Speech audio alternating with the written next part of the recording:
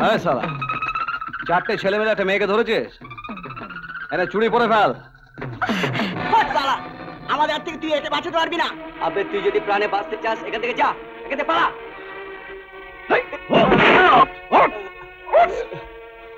তোদের হাত থেকে আমি ওকে ঠিকই বাঁচিয়ে নেব, কিন্তু আমার হাত থেকে তোদের যে বাঁচাবে সে এখনো মায়ের পেটে।